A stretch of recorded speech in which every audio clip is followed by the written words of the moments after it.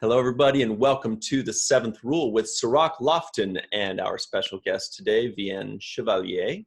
My name is Ryan T. Husk, and we are celebrating our good friend, Mr. Aron Eisenberg. How you guys doing? Good, thank you. Good to be here. Awesome. So, Vean, where are you calling in from? I'm on the central coast of California. Mm-hmm. Beautiful up there. As Sirach mentioned just now, we're going to get some rain tomorrow. Central Coast, that's where all the a lot of good wine's coming from, right? Yeah, I'm actually working in a tasting room now, and it's a really cool process. So, yeah, we're making a lot of fine wines. Oh, that's awesome. Yeah. Red wine? Red and white and rosé and everything else. I know a little bit about wine. Yeah. Know a little bit about wine. What do you like best, red or white or rosé? I really love a good rosé. And the funny thing is, I was always a red wine drinker until I got to this area and discovered some really beautiful varietals of white wines. So I'm enjoying a lot of those now. What about you, Sirach? I'm more of a red wine drinker. I prefer a good cab. Mm-hmm. Also like the Malbecs coming from Argentina. I like the full body flavors of those. More of a heavy, rich, full body flavor wine guy. Meanwhile, I and everybody listening, we're starting to get our mouth watering right now as you're describing it. Heavy, rich, Malbec, Argentina, fruit forward, a little bit of tannins. Please continue. Okay. Well, or maybe what do you want to know? We want to know about our friend Aron Eisenberg. When did you first start watching Deep Space Nine? So I started watching Deep Space Nine. I actually did watch a couple episodes when it first aired, and I didn't like it. And I know we had this conversation last time. And I watched an episode here or there over the years, and I just couldn't get into it until about 7 years ago. I watched it on Netflix, watched the whole thing. And I very quickly became a fan of the Ferengi family, you know, Quark and Rom and Nog. And Nog in particular, I think, and this was one of the things Deep Space Nine did really well with a lot of their characters, but Nog in particular had a beautiful arc going from this sort of hoodlum who did not know how to read to a war hero, essentially. So, yeah, that character really resonated with a lot of people, and myself especially, and I'm sure other people have talked about this, the not in the Pale Moonlight, the Vic Fontaine episode, I'm blanking on the name. Sure. Papermoon. It's only Papermoon, where Nog is essentially dealing with his PTSD from losing his leg and from battle. As somebody who suffers from post-traumatic stress disorder, not from war, but from something else, it's a really insidious thing to have. And I think the way they dealt with that and the way Aron portrayed Nog's trauma in that episode was really groundbreaking, especially considering the era that it came out in. But even now, I think that's something that a lot of people don't fully grasp, just how destructive that can be. Mm-hmm. And I think him doing that was really brave. And it was really important. Sirach, we've heard a lot of people mention something similar to this about Aron, and we also have talked about how every single time it meant so much to him when people like Vean came up and opened up their stories and their hearts to him. He never took it for granted, right? No, he never took it for granted. And Vean, you know, I've gotten an opportunity to see you at conventions, and you're a very sweet person, and you carry yourself with a lot of class and respect. And That's something that should definitely be acknowledged. But I want to say that, you know, what you're talking about and the issues that we're dealing with post-traumatic stress, people that suffer, you know, impactful incidents in their life, and they can go across the range of spectrum. It doesn't only apply to the military and, you know, people who serve. There are all type of personal things that can happen to us, whether it's a loss of a loved one or extreme circumstances, situations that we find ourselves in, that leave a resonating, impactful feel to us. And it's hard to heal from those things. You know, when you have a physical wound, you can see it heal, right? You see it scar up and scab up, and then it starts to become, you know, just a memory. But emotional wounds, things that hurt us in these psychological ways, are a lot more difficult to see healing, and it's a lot more difficult to deal with how to heal.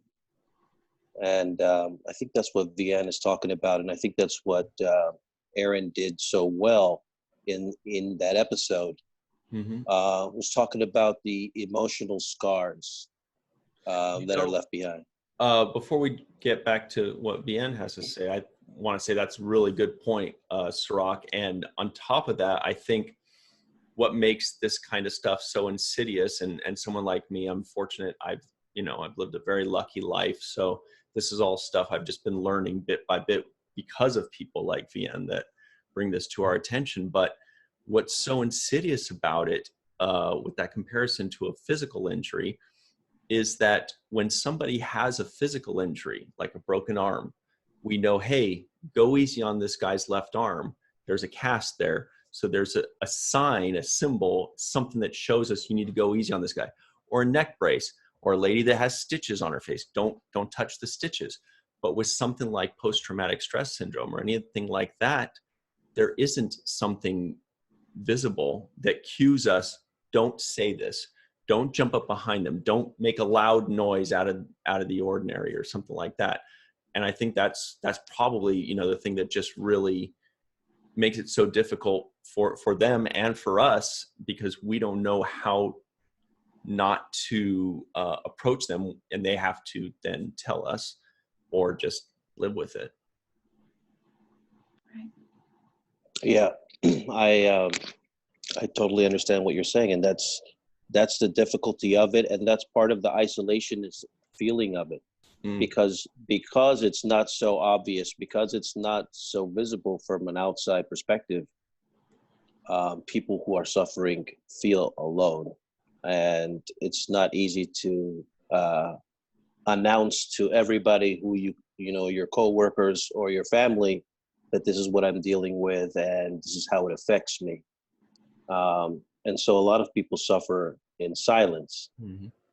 And, you know, part of bringing awareness to things, and part of doing, you know, commentation or filmography on these kinds of subjects, is to let people know that it is a thing that other people deal with, so that there is a sense of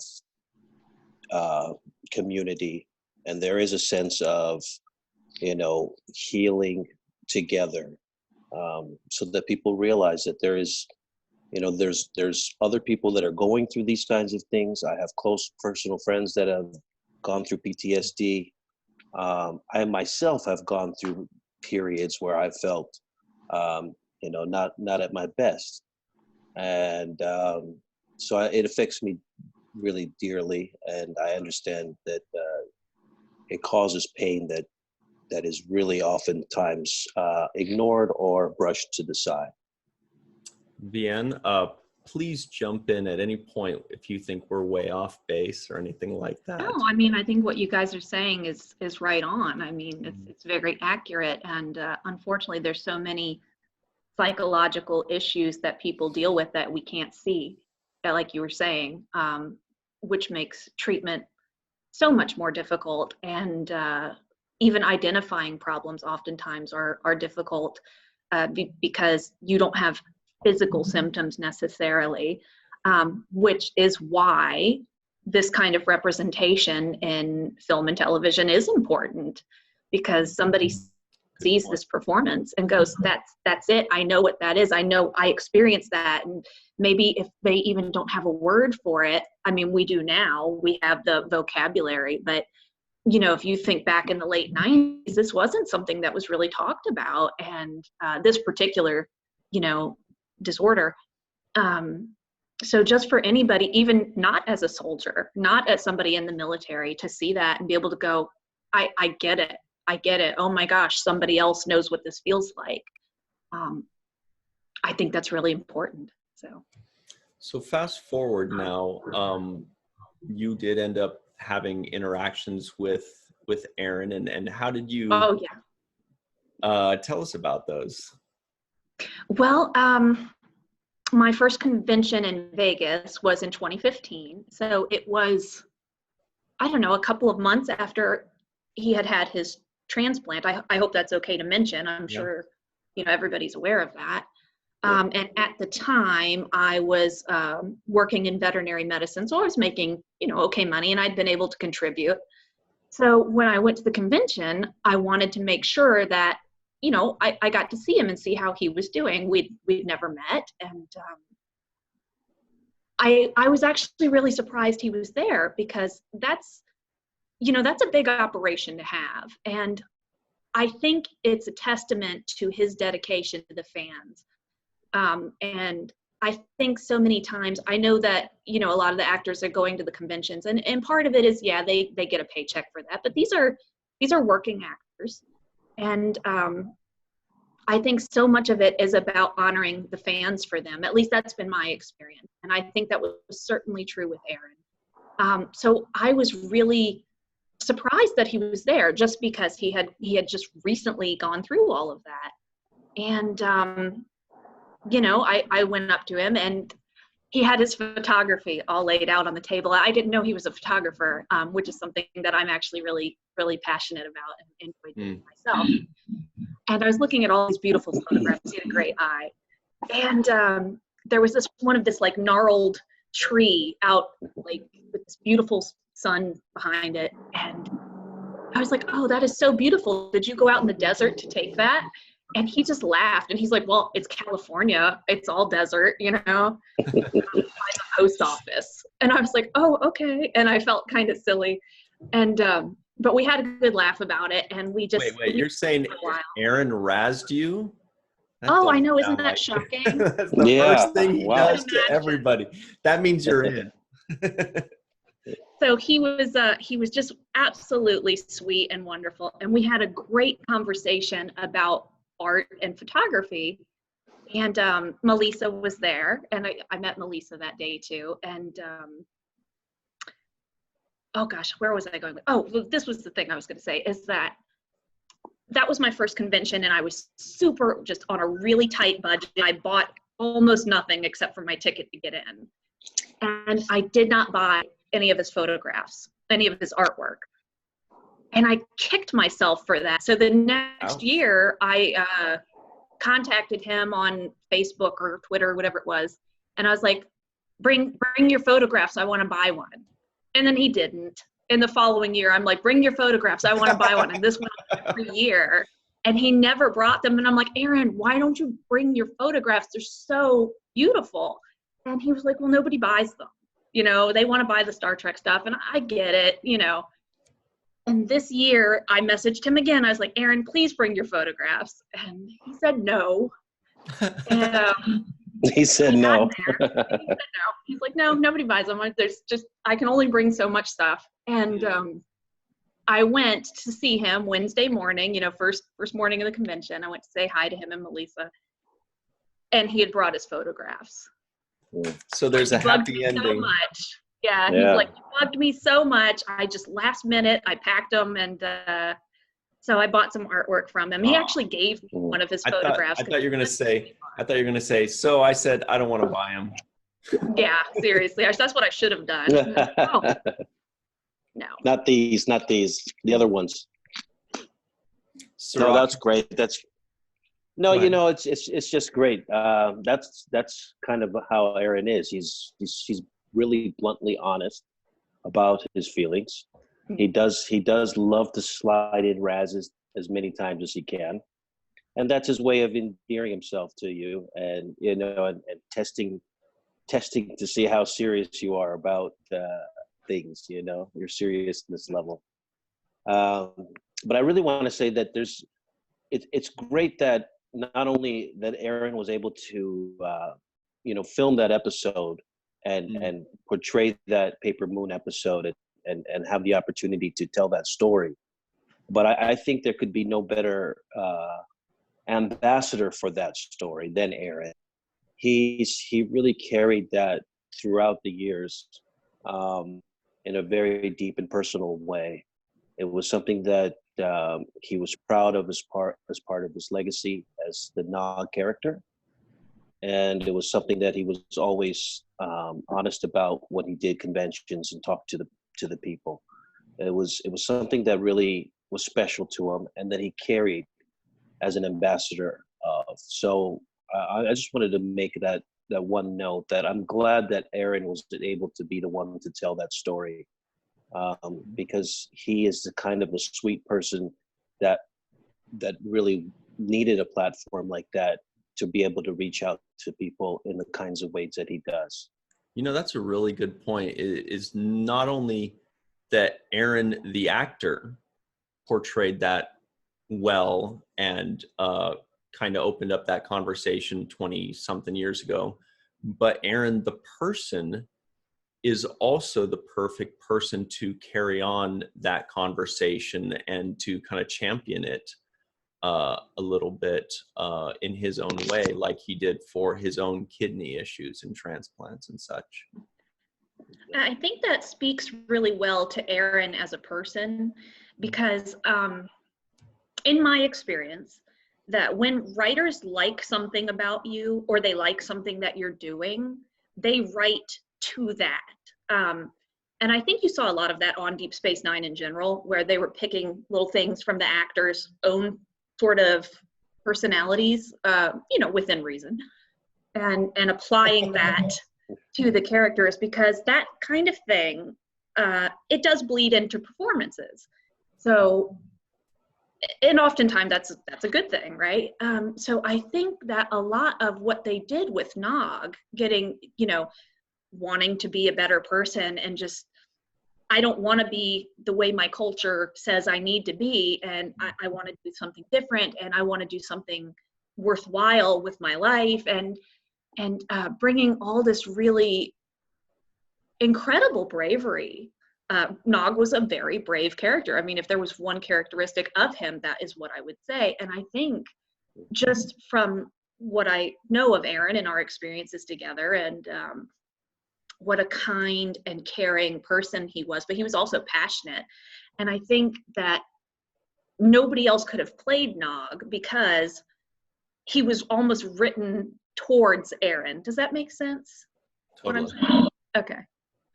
And Sirach, you and I have kind of discussed this a few times with Aron and without, that they, in that first season, you're kind of on your own. You do what the writers say, but by the second season, the writers are now adjusting their writing to the actor. And as you've said before, plenty of times, if he wasn't bringing it every day, or if he was late to work, or if he didn't really shine through like he did, they wouldn't be giving him all these juicy episodes and these really these episodes that really tested, an actor's limits, right?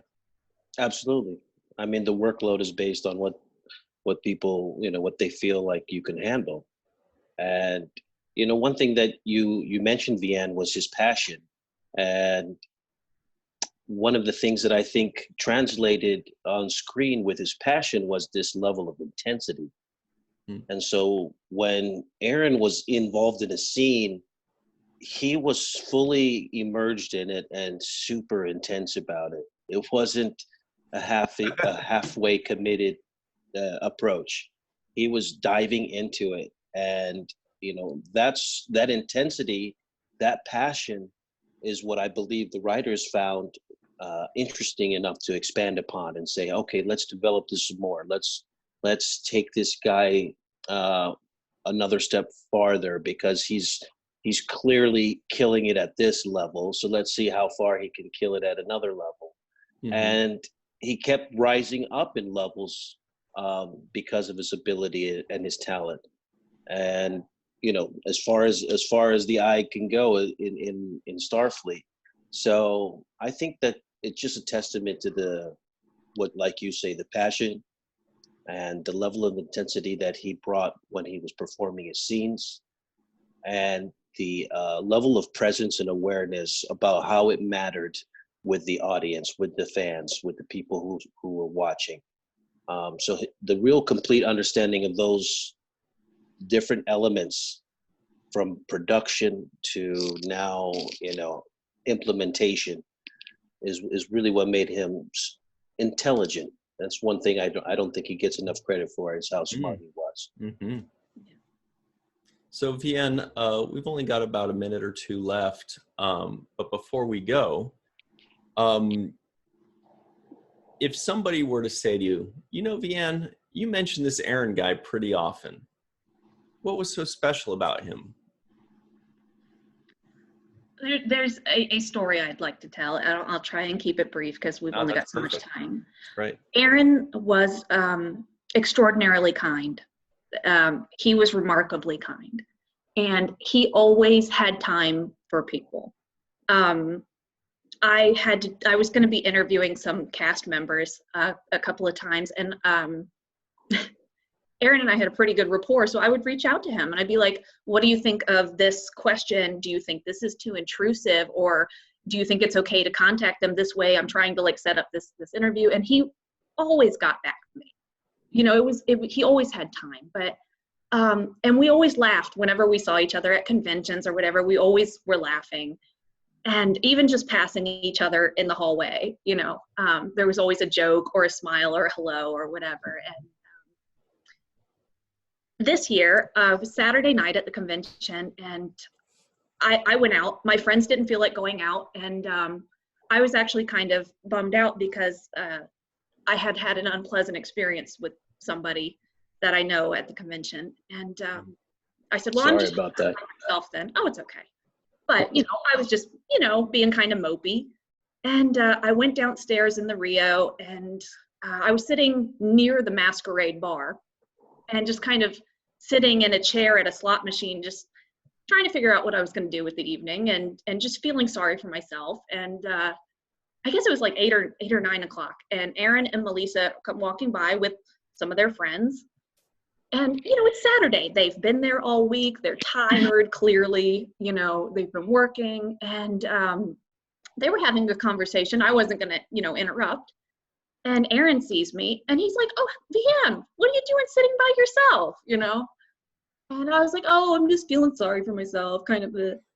And he and Melissa just, you know, stop what they're doing and come over and just talk to me for like, I don't know, 10, 15 minutes. And they both gave me big hugs. And, you know, they're like, well, we'd ask you if you wanted to have dinner or something, but, you know, Aron's like, I got to get to bed. I'm tired, you know.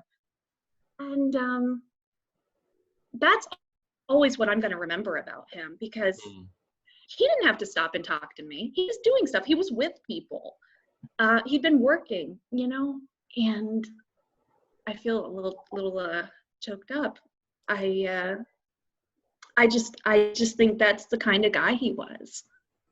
And I'll miss that. I mean, I think the world was better for him being in it. Yeah. Thank you for sharing that. We could, and you know, Sirach and I know we could totally picture, like, as you're saying the story, we could totally picture Aron walking by and go, hey, yeah, what's going, you know, and you said a conversation. Exactly. A 10 or 15 minute conversation, or as Aron would call it, a very short conversation. Yeah. But we do have to run. Any final thoughts, Sirach? I thought that was a great story to end on. I don't think you can put anything on top of that. That's pretty much sums up the kind of guy Aron was, and how much he cared about people. Yeah, A+. Well, thank you so much, Vean Chevalier. Hopefully we'll see you again at the Star Trek convention in 2020. And I'll be there. great. For those of you at home, always remember the 7th rule. And remember, Aaron. Thank you, Vean. Thanks, Sirac. I don't know whose horn that was.